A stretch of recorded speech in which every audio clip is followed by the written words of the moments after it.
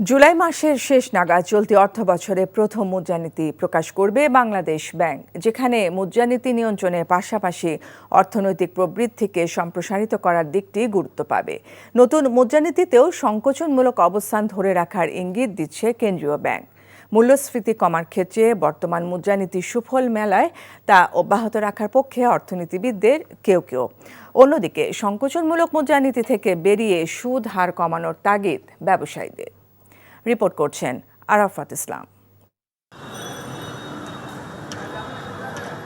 নতুন অর্থবছরের বাজেটে মূল্যস্ফীতির হার ধরা হয়েছে 6.5% এবং অর্থনৈতিক প্রবৃদ্ধি 5.5%। এ লক্ষ্য পূরণে আসছে প্রথমার্ধের মুদ্রানীতি। চলতি জুলাই মাসের শেষ সপ্তাহে নতুন মুদ্রানীতি প্রকাশ করতে যাচ্ছে বাংলাদেশ ব্যাংক।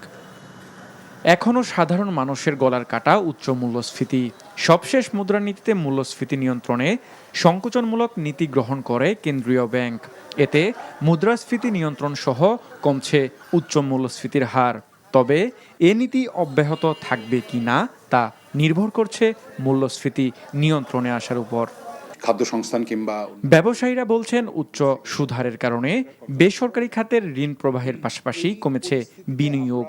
এজন্য নতুন মুদ্রানীতিতে পরিবর্তন চান তারা।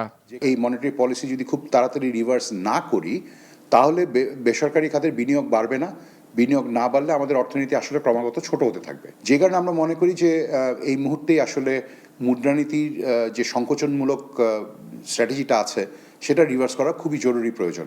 তবে যে দেখুন, আমরা যদি ইন্টারেস্ট রেট মেকানিজম নিয়ে যখন কাজ করছি, কিংবা সেন্ট্রাল ব্যাংক যখন আমাদেরকে কিছু একটা গাইডলাইন্স দিচ্ছেন কিংবা মার্কেট ইন্টারভেনশন করছেন, ওইখানে কিন্তু এই যে কর্পোরেট সাস্টেনেবিলিটি, এটা কিন্তু একটা বড় ফিগার হিসাবে, বড় ইস্যু হিসাবে দেখা উচিত। মানে আমাদের মনিটারি পলিসি স্টেটমেন্টে আসলে কিছুটা ইন্টারেস্ট রেট কমাতে হবে এবং লিকুইডিটি ফ্লো বাড়াতে হবে। অন্যদিকে মূল্যস্ফীতির লাগাম টেনে ধরাকে প্রাধান্য দিয়ে সংকোচনমূলক মুদ্রানীতি অব্যাহত রাখার কথা বলেন এই অর্থনীতিবিদ। সাম্প্রতিককালে মুদ্রানীতি কিছুটা হলেও সুফল দিচ্ছে।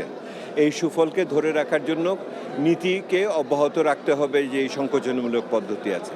কারণ এই মুহূর্তে মূল্যস্ফীতি কমছে, কিন্তু বিনিয়োগকে বাড়ানোটা, তেজি করাটা, কর্মসংস্থানটাও একটা গুরুত্বপূর্ণ বিষয়।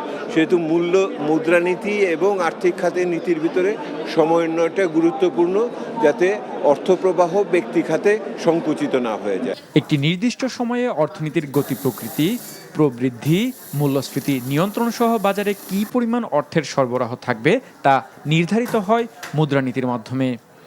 আরাফাত ইসলাম, এনটিভি নিউজ, ঢাকা। বান্ডেল থাকলে প্রতি সেনমানিতে টাকা বাঁচবে। বিকাশ সেনমানি বান্ডেল কিনে জিতুন প্রতি লেনদেনে।